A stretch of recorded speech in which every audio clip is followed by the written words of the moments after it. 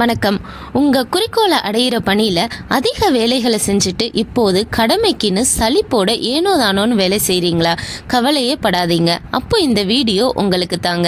இந்த பூமியில் பிறந்த எல்லாருமே தன்னோட வாழ்க்கையில் ஒரு முறையாவது இந்த சூழலை சந்திச்சிருப்பாங்க.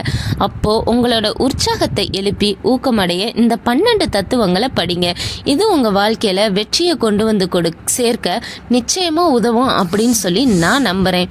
உங்களை ஊக்கப்படுத்தி எளிதாக குறிக்கோளை அடைய வைக்கக்கூடிய இந்த தத்துவங்கள் உங்களுக்கு பயனுள்ளதாக இருக்கும் அப்படின்னு தோணுச்சுன்னா இந்த வீடியோவை ஸ்கிப் பண்ணாமல் முழுசாக பாருங்கள். வாங்க வீடியோக்குள்ளே போகலாம்.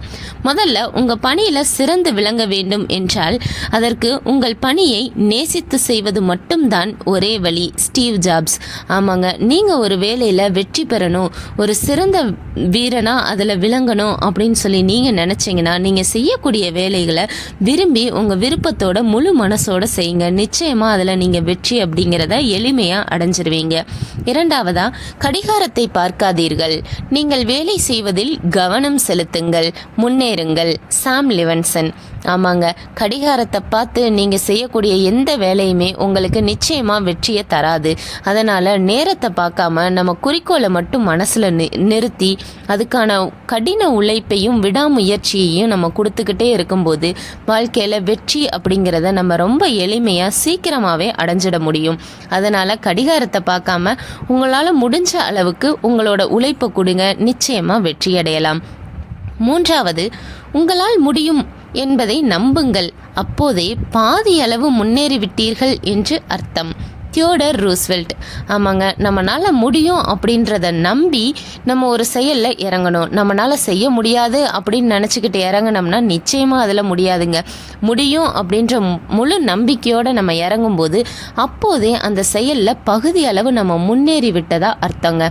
அதனால் எந்த ஒரு செயலையுமே தன்னம்பிக்கையோட விடாமுயற்சியோட முழுமையாக நம்ம செய்யணும், முழுமையாக அதில் ஈடுபடணும். அப்போது வெற்றி அப்படிங்கிறது நமக்கு ரொம்ப எளிமையாகவே கிடைச்சிரும். நான்காவது, வாய்ப்புகள் வராது, நீங்கள் தான் உருவாக்க வேண்டும். Chris grosser. ஆமாங்க, வாய்ப்புகள் நம்ம தேடி வரும் அப்படின்னு சொல்லிட்டு நம்ம வெயிட் பண்ணிக்கிட்டு இருக்க கூடாது. நம்மளே வாய்ப்புகளை உருவாக்கி அதை பயன்படுத்தவும் தெரிஞ்சிருக்கணும். அப்போ தான் நமக்கு எளிமையாக வெற்றி அப்படிங்கிறது கிடைக்கும். ஐந்தாவது, வெற்றியின் வழி சந்தோஷம் இல்லை, சந்தோஷத்தின் வழிதான் வெற்றி. செய்வதை சந்தோஷத்துடன் செய்தாலே முழுமையாக செய்துவிடலாம். ஆல்பர்ட் ஸ்கெவைட்ஸ்கர். ஆமாங்க, நம்ம செய்யக்கூடிய வேலைகளை சந்தோஷமாக முழுமையாக செய்தாலே நமக்கு அந்த செயலில் வெற்றி அப்படிங்கிறது எளிமையாக கிடச்சிருங்க. இவர் சொல்கிறது உண்மைதாங்க. வெற்றியின் வழி சந்தோஷம் கிடையாது, சந்தோஷத்தின் வழிதான் வெற்றி. ஆறாவது, வெற்றிக்கான பாதையும் தோல்விக்கான பாதையும் கிட்டத்தட்ட ஒரே மாதிரித்தான் இருக்கும். Colin R Davis. ஆமாங்க, வெற்றிக்கான பாதையும் தோல்விக்கான பாதையும் கிட்டத்தட்ட ஒரே மாதிரி தான் இருக்கும். பாதையோட முடிவில் தான் எந்த பாதை வெற்றிக்கானது எந்த பாதை தோல்விக்கானது அப்படிங்கிறது நமக்கே தெரிய வரும். அதனால் ஆரம்பத்தில் இருந்தே நம்ம தன்னம்பிக்கையோட கடின உழைப்போட விடாமுயற்சியோட முயற்சி செய்யும் போது நிச்சயமாக நமக்கு அந்த பாதையில் வெற்றி அப்படிங்கிறது எளிமையாகவே கிடச்சிருங்க. அதனால் வெற்றி கிடைக்கிறதுக்கு நம்ம தன்னம்பிக்கையோட முயற்சி செய்யணும்.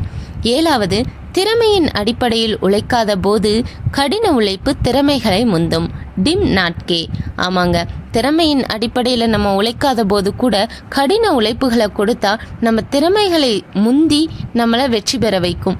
ஆமாங்க, ரொம்ப திறமையோடு இருக்கிறவங்களை விட கடின உழைப்பை கொடுக்குறவங்க அதிக அளவில் வெற்றி பெறுறாங்க. எட்டாவதா, உங்களின் அழகான கனவுகளை நம்பினால்தான் எதிர்காலம் நீங்கள் நினைப்பது போல் அமையும். எலியோனர் ரூஸ்வெல்ட். உங்களோட கனவுகளை நம்புங்க, எதிர்காலம் உங்கள் கனவுகளில் நீங்கள் நினைப்பது போலவே அமையும் அப்படிங்கிறாங்கங்க.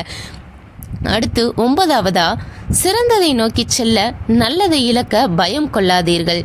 John D Rockefeller.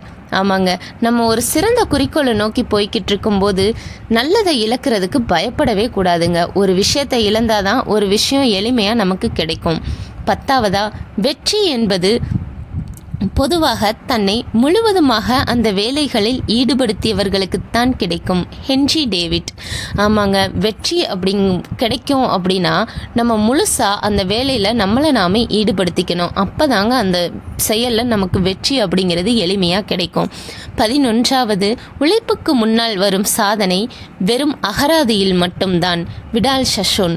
உழைப்புக்கு முன்னால் சாதனை கிடைக்கும் அப்படிங்கிறதெல்லாம் வெறும் டைரியில் தாங்க எழுதியிருக்கும். அதனால் நிச்சயமாக நம்ம விடாமுயற்சியோட உழைப்பை கொடுத்தா தான் வெற்றி அப்படிங்கிறது எளிமையாக கிடைக்கும்.